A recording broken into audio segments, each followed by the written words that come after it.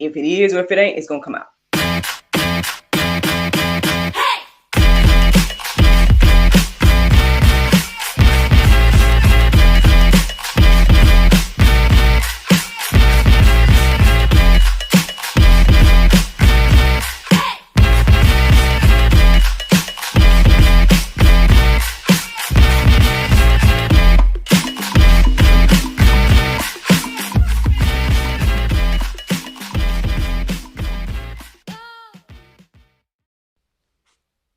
Good morning, everybody. It's your girl, Miracle Sims, and you are listening to God, Sex, and Love, your daily dose of inspiration and juice. It is May the 4th, 2022, and today the topic is a proud heart. Good morning, everyone. It is much later than I usually record, but I'm here. To God be the glory for waking me up this morning. I heard my alarm go off at the usual time. But I guess I must have closed my eyes again. I turned off the alarm and then closed my eyes, and the next thing I know, it was after 5. So, but hey, I decided to go ahead and move forward with the routine. I did my prayer meditation, and studied the verses that came to me, and here we are. Here we are, late but here. Yesterday was fine. I mean, not too much to report. Some things didn't necessarily pan out the way I thought it would, but we'll see where things go. There might be some cool things coming up, and I did have an interview with another platform last night, and so that was another. That ran kind of late, and so who knows, that could have been a thing that contributed to my tiredness this morning, but again, by the grace of God, I'm here, and so whenever you guys hear this, hopefully it'll be right on time for you. But anywho, so I did the prayer meditation, and the morning star, that phrase kind of stood out in my mind, and I guess at my first thought of that phrase, I was thinking about, I guess you would say Satan, um, but I think I was getting the names confused, because when I started looking up verses centered around that, the morning star was referencing Jesus, and day star was representing Satan and whatnot, and I was like, oh, okay, got it. But I guess as I started to look up verses centered around Daystar, and I was led to the word pride, ultimately I was led to this phrase, a proud heart. And here we are. So I guess without further ado, I'll just get into these verses and see what the Lord got to say through little old me. You know what I'm saying? Proverbs 21:4 says, a haughty eye, a proud heart, the lamp of the wicked are sin.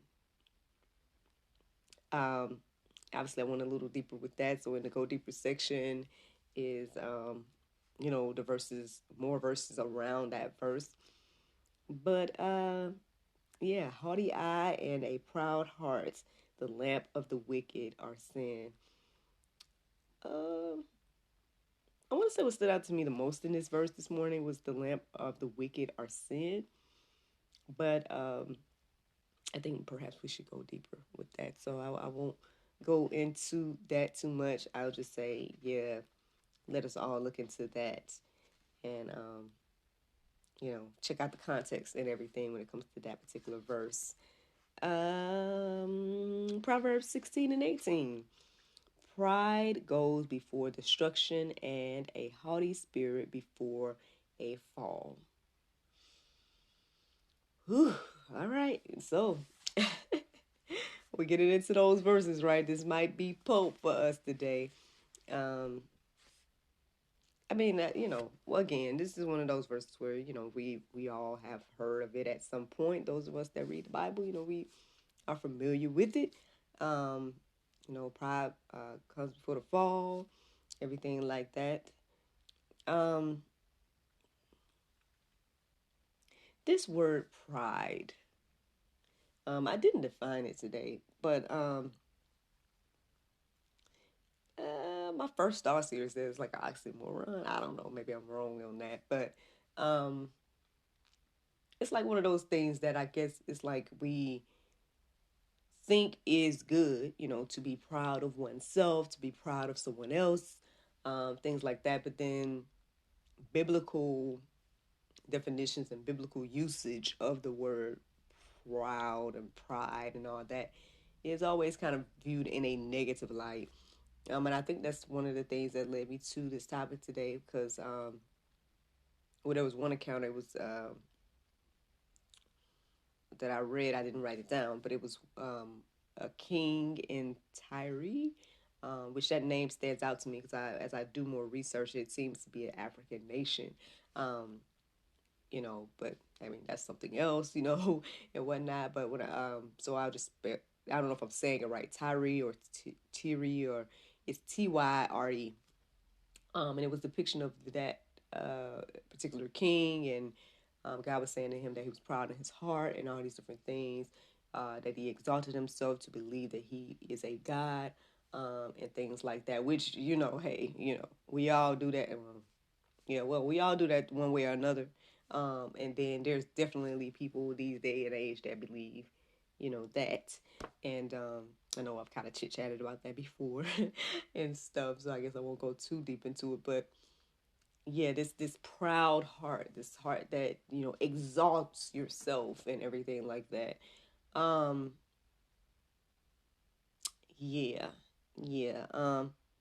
Well, I mean, again, it says here that pride goes before destruction and a haughty spirit before a fall. Again, maybe we should define the word pride, define the word haughty, all those different things. And then I guess ask the question, does that represent me? um, yeah, I mean, obviously, I guess I didn't go that deep with it personally this morning, um, because obviously I was running late with everything. But yeah, maybe we all should take a little time to reflect on that. um, I guess before we just move forward in our pride or proud heart or whatever the case is. James 4:6 it says, "But he gives more grace. Therefore it says, God opposes the proud, but gives grace to the humble." Well, again, I guess if you want to receive grace, then you gotta, you know, be humble. That's what I'm receiving here today. I guess those that are walking in pride or have the proud hearts or whatever the case is, then um, I guess it's hard for them to receive the grace, right? Again, we can go deeper with all of that, but I'm just reading what the verse say here. But anywho, Psalm 10:4. In the pride of his face, the wicked does not seek him. All his thoughts are, there is no God. Man. Ooh, all right. So more Pope. um, because I feel like this represents a lot of us. There are a lot of people that not only say in their heart that there is no God, and that's in quotes.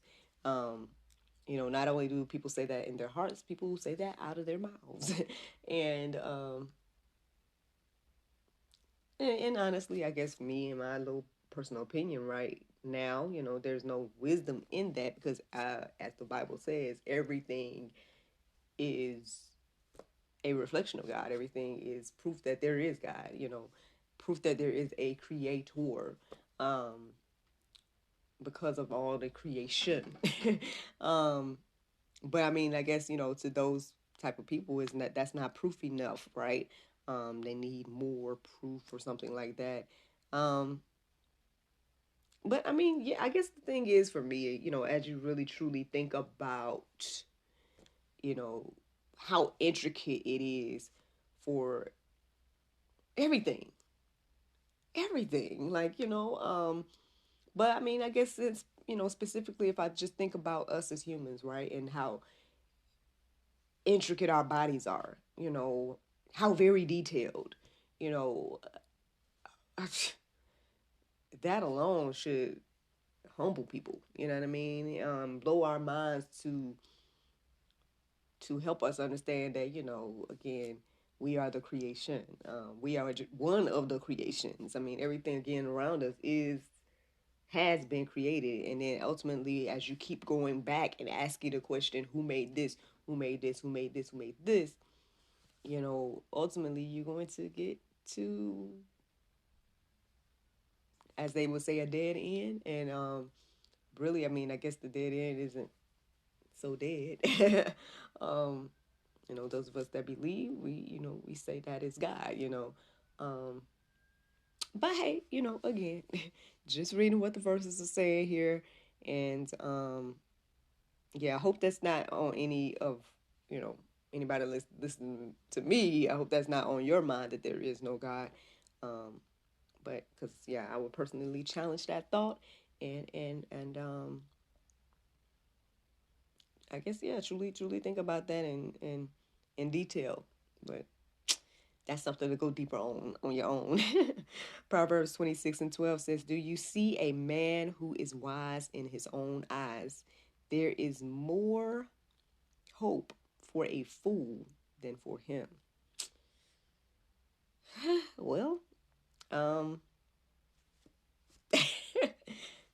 nothing else to really say there. That verse, it is what it is there. I guess, hey, yeah, stay humble, man. Stay humble. We all, room to learn, room to grow. All right, I'm gonna keep going here. The last verse I want to share this morning before we wrap things up is James 4:10. It says, "Humble yourselves before the Lord, and He will exalt you."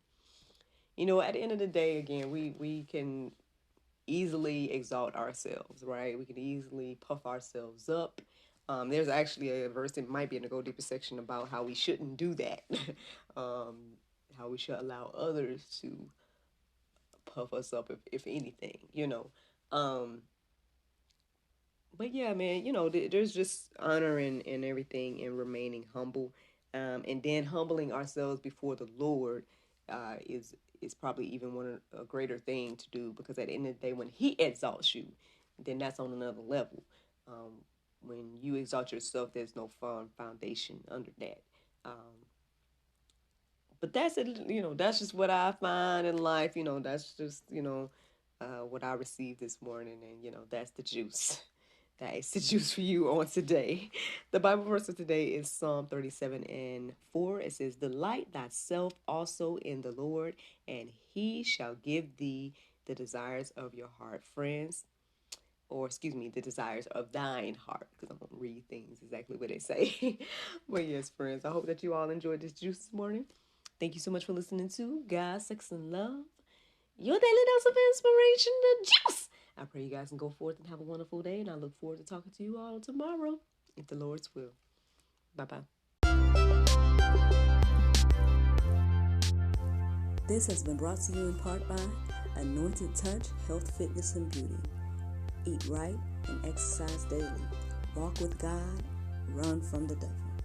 1 John 20:20, you have an anointing from the Holy One. Visit anointedtouch-hfb.com for more information.